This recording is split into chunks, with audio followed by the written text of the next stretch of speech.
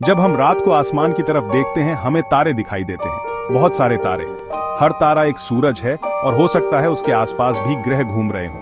अब सोचो एक ऐसी सभ्यता के बारे में जिसने सिर्फ एक तारे की नहीं बल्कि पूरी गैलेक्सी की ऊर्जा को अपने कब्जे में कर लिया है। ये है कार्दाशेव स्केल पर टाइप 7 सिविलाइजेशन, एक ऐसा अकल्पनीय विचार जो हमारी कल्पना की सीमाओं को पार कर जाता है।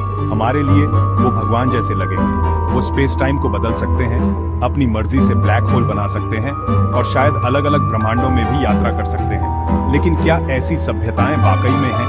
ये एक ऐसा सवाल है जिस पर बड़े बड़े वैज्ञानिक भी बहस करते हैं। हालांकि हमें अभी तक टाइप 7 सिविलाइजेशन का कोई सबूत नहीं मिला है, लेकिन ब्रह्मांड बहुत बड़ा और रहस्यमय है।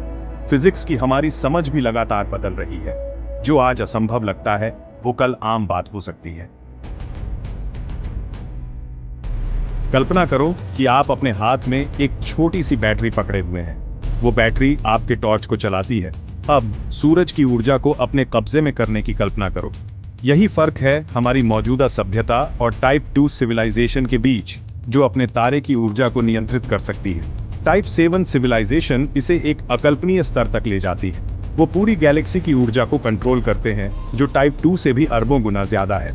इतनी पावर के साथ वो गैलेक्सी को वैसे ही बदल सकते हैं जैसे हम अपने घर का सामान बदलते हैं। वो नए ब्रह्मांड बना सकते हैं, समय में यात्रा कर सकते हैं और शायद हमारी सोच से भी परे अलग अलग आयामों में भी जा सकते हैं। उनके लिए फिजिक्स के नियम जो हम जानते हैं वो बच्चों के खिलौनों जैसे होंगे। एडवांस्ड एलियन सभ्यताओं का विचार सदियों से इंसानों को आकर्षित करता रहा है। एरिया 51 और यूएफओ देखे जाने की कहानियां हमारे इस उत्सुकता को दर्शाती है कि हमारे ग्रह से परे क्या है। लेकिन हम उन सभ्यताओं को कैसे समझेंगे जो हमसे लाखों साल आगे हो सकती हैं? 1966 में रशियन एस्ट्रोफिजिसिस्ट निकोलाई कार्दाशेव ने एक पैमाना बनाया जिससे किसी सभ्यता के टेक्नोलॉजिकल विकास को उसकी ऊर्जा खपत के आधार पर मापा जा सके। कार्दाशेव स्केल में 3 मुख्य प्रकार हैं: टाइप 1 ग्रहों वाला, टाइप 2 तारों वाला और टाइप 3 गैलेक्टिक। बाद में इस स्केल में टाइप 4, टाइप 5 और यहां तक कि टाइप 7 को भी शामिल किया गया, जिनमें से हर एक ऊर्जा नियंत्रण और ब्रह्मांड पर नियंत्रण में एक बड़ी छलांग को दर्शाता है। फिलहाल इंसानियत इस स्केल पर सिर्फ 0.73 पर है। हमने अभी तक टाइप 1 का दर्जा भी नहीं हासिल किया है।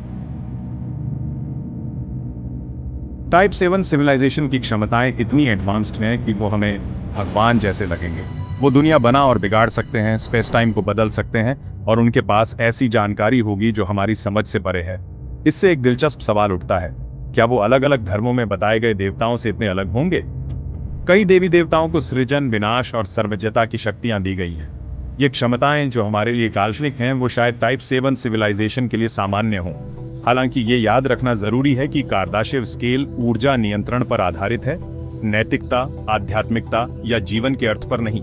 भले ही टाइप 7 सिविलाइजेशन में भगवान जैसी क्षमताएं हों, लेकिन जरूरी नहीं कि वो भगवान की हमारी मानवीय अवधारणाओं से मेल खाते हों।